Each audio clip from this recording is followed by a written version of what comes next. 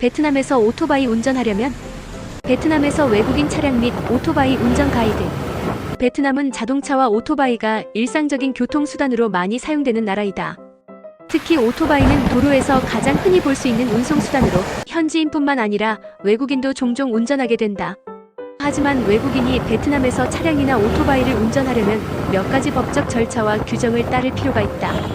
베트남에서 자동차나 오토바이를 운전하려면 베트남 정부에서 발급한 운전면허증이 필요하다. 외국인이 현지에서 면허를 취득하는 방법도 있지만 일반적으로는 기존 자국의 면허증을 변환하는 절차를 따르게 되는데, 한국인이 한국 운전면허증으로 베트남에서 운전하려면 베트남 면허증으로 변환하는 절차가 필요하다.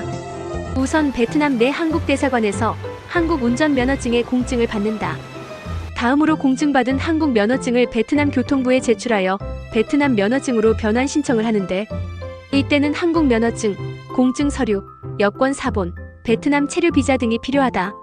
이때 베트남 면허증 발급의 소요기간은 약 12주간 소요된다. 이 과정을 통해 베트남 면허증을 발급받으면 베트남 내에서 자동차와 오토바이를 운전할 수 있다. 한국인의 경우 한국과 베트남 간의 상호협정에 따라 국제운전면허증을 인정하고 있으나 일반적으로 3개월 미만의 단기 체류 시에만 사용할 수 있다. 장기 체류 시에는 베트남 면허증으로 변환하는 것이 필수이다. 국제면허증을 사용하여 운전을 하는 경우에도 사전에 체크해야 할 사항들이 있다. 제일 중요한 것은 유효기간 확인이다. 국제면허증의 유효기간이 베트남 체류기간에 포함되는지를 확인해야 하며, 국제면허증이 자동차와 오토바이 운전을 모두 허용하는지 여부를 확인해야 한다. 통상 한국에서 발급하는 국제면허증은 9인승 이하 소형 승용차와 오토바이 운전을 허락하는 B형을 발급하므로 보통의 소형 승용차와 125cc 이하 오토바이를 운전하는 데에는 문제가 없지만, 오토바이의 경우에는 배기량과 단속 지역에 따라 제한이 있는 경우가 있으므로 보다 신중해야 한다. 운전면허가 있는 상태에서 운전을 하는 경우에도 베트남 도로 환경은 한국과 다르게 운전 문화와 규칙이 상이하므로 보수적이고 보다 신중한 운전이 요구된다.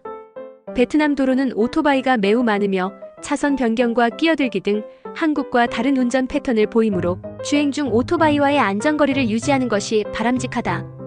또한 교통신호와 교차로에서 일부 운전자들이 신호를 무시하는 경우가 있기 때문에 주의가 요구된다. 무엇보다 한국인이 운전을 하는 경우 주의해야 할 사항은 속도 제한 준수이다.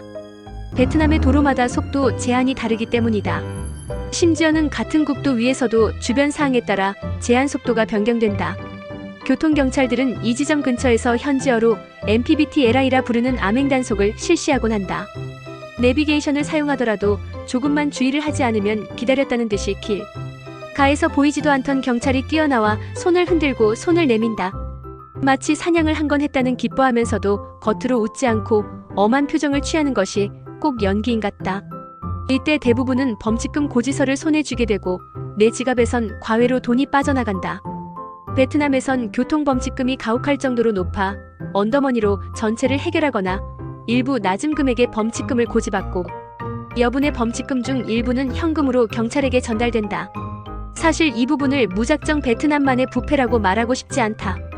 내가 어렸을 적 한국의 오토바이 교통경찰들의 부츠 안에는 수많은 현금이 있는 부패 사건이 보도되기도 하였고, 안내양 누님들의 속옷까지 털면서 소위 삥땅 한 돈을 적발한다는 기사도 불과 몇십 년 전 한국의 현실이었기 때문이다.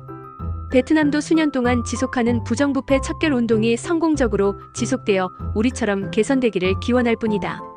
도심 외곽이나 지방 도로는 포장이 미비한 곳이 많고 비가 올 경우 미끄러워지거나 침수되는 경우도 흔하다. 이러한 도로 환경에서 속도를 줄이고 방어 운전을 하는 것이 중요한 이유이다.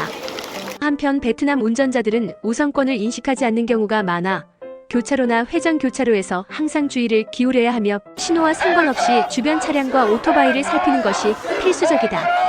특히 야간에는 일부 도로에 가로등이 부족해 시야 확보가 어려우며 불법 주정차 차량이 도로의 일부분을 점유하는 경우가 많아 예기치 못한 상황에 대비할 필요가 있다. 도로 위에 불법 주정차의 대부분이 통행시간을 지키기 위해 갓길이나 주변길에 세워놓은 대형 컨테이너 선들이기에 더더욱 안전에 주의가 필요하다. 마지막으로 보험 미가입 시 발생하는 책임 배상에 대한 우려이다. 베트남에서는 오토바이 운전자에게 기본 보험이 요구된다. 하지만 외국인은 보험 가입을 미리 확인하지 못하고 운전하는 경우가 많아 외국인이 보험에 가입하지 않고 사고를 일으킨다면 모든 치료비와 손해배상금을 본인이 전적으로 부담해야 한다.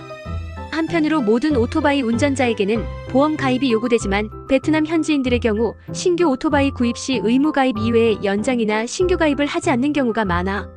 내가 피해자로 상해를 입어도 제대로 보상을 받지 못하는 경우도 발생하기도 한다. 내가 보험 가입 의무를 몰라 가입을 안 한 상태에서 사고를 내어 가해자가 되면 모든 피해 보상을 전적으로 개인이 해야 되지만 정작 내가 피해자가 되어도 보상을 제대로 받지 못하는 경우가 발생할 수 있다는 점이다. 베트남에서 외국인이 운전하는 것은 가능하지만 한국과는 다른 교통 문화와 환경을 충분히 이해하고 주의하는 것이 요구된다. 베트남에서 운전을 계획 중이라면 면허증 관련 절차와 현지 도로 상황을 철저히 숙지한 후 안전운전과 방어운전을 하는 것이 중요하다. 한국에서처럼 드라이브를 즐겨본다거나 급한 용무를 위한 특별한 경우가 아니라면 베트남에서의 승용차, 오토바이 운전은 정말 만류하고 싶다. 렌터카나 택시 안에서 베트남 현지를 찬찬히 보면서 사진도 찍는 여유를 가지는 것을 권하고 싶다.